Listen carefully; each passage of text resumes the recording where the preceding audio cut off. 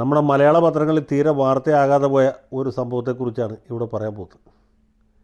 അത്ര വലിയ സംഭവമൊന്നുമല്ല, പക്ഷെ ആലോചിക്കുന്നവർക്ക് അതിൽ ചില ദൃഷ്ടാന്തങ്ങളുണ്ട്.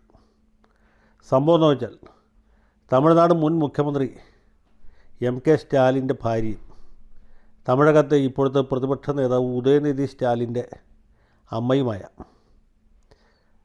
ദുർഗ സ്റ്റാലിൻ മൈസൂരിലെ പ്രസിദ്ധമായ ചാമുണ്ടേശ്വരി ക്ഷേത്രത്തിൽ ദർശനം നടത്തി പല വഴിപാടുകളുമൊക്കെ കഴിപ്പിച്ച് വളരെ കൃതാർത്ഥയായിട്ട് ചാമുണ്ടി ഹില്ലിൻ്റെ നട ഇറങ്ങിപ്പോയി എന്നുള്ളതാണ്. നട ഇറങ്ങി പോവുകയാണോ ചെയ്തത്, അവിടം വരെ കാറിൽ ഇറങ്ങി പോവുകയാണോ ചെയ്തതെന്ന് എനിക്കറിയില്ല. ഞാനൊരു ആലങ്കാരികമായിട്ട് നട ഇറങ്ങി എന്ന് പറഞ്ഞു എന്ന് മാത്രം. നമ്മൾ പറയുമ്പോൾ അങ്ങനെയുള്ളല്ലോ പറയാനായിട്ട്.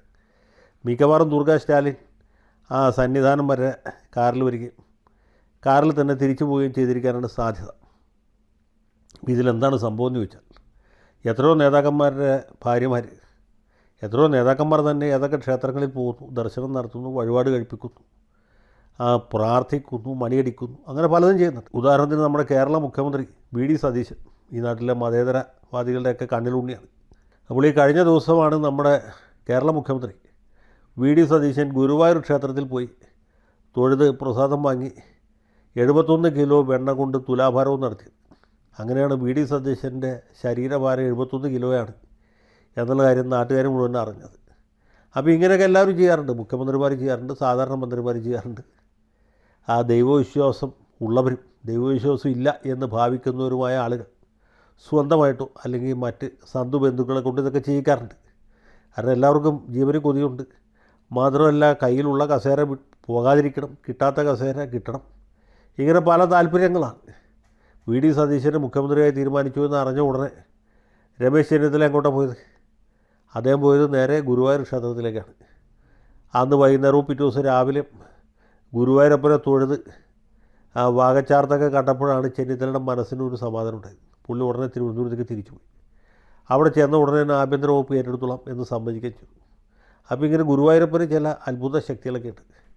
അതുകൊണ്ടാണ് കുമാരി ജയലളിത ഗുരുവായൂർ ക്ഷേത്രത്തിൽ വന്ന് വലിയ വഴിപാടുകളൊക്കെ നടത്തിച്ചത്. അന്ന് അവിടുത്തെ മേൽശാന്തിയോ കീഴ്ശാന്തിയോ ആരോ സിൽബന്തിയായിട്ട് നിന്ന ഒരു നമ്പൂരി എൻ്റെ പരിചയക്കാരനാണ്. അദ്ദേഹം പറഞ്ഞു, ജയലളിത വന്നപ്പോൾ ഇവരെ പോലുള്ള ആളുകൾക്കൊക്കെ ഓരോ പിടി 100-ൻ്റെ നോട്ടാണ് കൊടുത്തത്. അങ്ങനെയൊക്കെ ചെയ്യുന്ന ഭക്തന്മാരാണ് അവിടെ വരുന്ന അധികം. ഈ ഇന്ത്യ രാജ്യത്തെ കള്ളപ്പണക്കാരും സിനിമാ നടന്മാരും രാഷ്ട്രീയക്കാരൊക്കെ ഏറ്റവും അധികം പോകുന്ന ക്ഷേത്രം എന്ന് പറയുന്നത് തിരുപ്പതി വെങ്കടാചലപതി ക്ഷേത്രമാണ്. സമ്പന്നരുടെ കാണപ്പെട്ട ദൈവമാണ് വെങ്കടാചലപതി. അപ്പോൾ ഇങ്ങനെ ഓരോ സ്ഥലത്തെക്കുറിച്ച് ഓരോ ഐതിഹ്യങ്ങളുണ്ടാവും.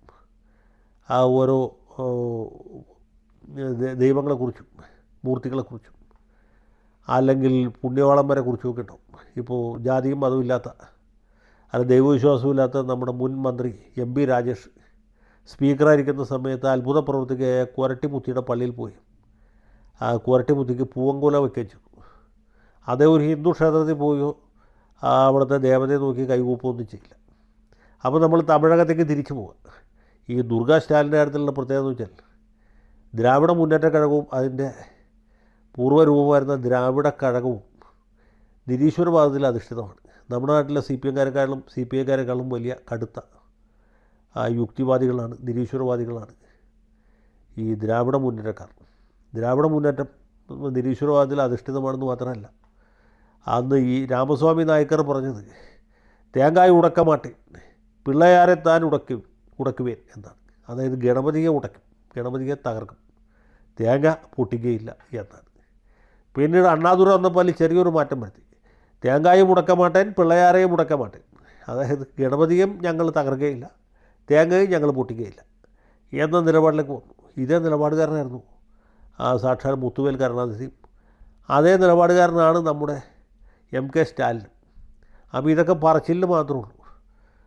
പ്രവൃത്തിയിൽ എന്താ ചോദിച്ചാൽ, ഇവർ വീട്ടിൽ ഏതെങ്കിലും പൂജാരിമാരെ കൊണ്ടുവന്നിട്ട് വലിയ പൂജയും മന്ത്രവാദവും ഹോമവും ഒക്കെ ഉണ്ടാക്കും, ഒക്കെ നടത്തും. എന്നിട്ട് ജനങ്ങളെ പറ്റിക്കാൻ വേണ്ടിയിട്ട് ഞങ്ങൾ നിരീശ്വരവാദികളാണ്, ഞങ്ങൾക്ക് ദൈവവിശ്വാസമില്ല, എന്താണ് പിള്ളയാരെ താൻ ഉടക്കമാട്ടേൻ എന്ന് പറയും. അപ്പോൾ സ്റ്റാലിൻ ഇങ്ങനെ വലിയ നിരീശ്വരവാദിയായിട്ടിരിക്കുമ്പോൾ അദ്ദേഹത്തിൻ്റെ മകൻ ഉദയനിധി ഈ സനാതനധർമ്മത്തെ തമിഴ്നാട്ടിൽ നിന്ന് തുടച്ചു മാറ്റും, പിന്നെ അതിൻ്റെ പൊടി പോലും ഉണ്ടാവില്ല കണ്ടുപിടിക്കാനെന്ന് പറയുന്ന സമയത്താണ് ശ്രീമതി ദുർഗ സ്റ്റാലിൻ ചെന്നൈയിൽ നിന്ന് കാർ മാർഗം മൈസൂരിൽ പോയിട്ട് ചാമുണ്ടേശ്വരി ക്ഷേത്രത്തിൽ ദർശനം നടത്തി. അമ്മേ മഹാമായയെ ചാമുണ്ടേശ്വരി കാത്തു രക്ഷിക്കണമേ, നിരീശ്വരവാദികളായ എൻ്റെ ഭർത്താവിനെയും മകനെയും നീ തന്നെ കാത്തു സൂക്ഷിക്കണം. സനാതന ധർമ്മത്തിൽ ഇവരെ ആരും ഒന്നും ചെയ്യുകയില്ല. അവരാരും ഒന്നും ചെയ്യാതെ ഞാൻ നോക്കിക്കോളാം. എൻ്റെ ഭർത്താവിനെയും മകനെയും കാത്തു രക്ഷിക്കണം. മകൻ ഇപ്പോൾ പ്രതിപക്ഷ നേതാവാണ്, അവനെ നാളെ മുഖ്യമന്ത്രിയാക്കി തരണം എന്ന് പ്രാർത്ഥിക്കുന്നു.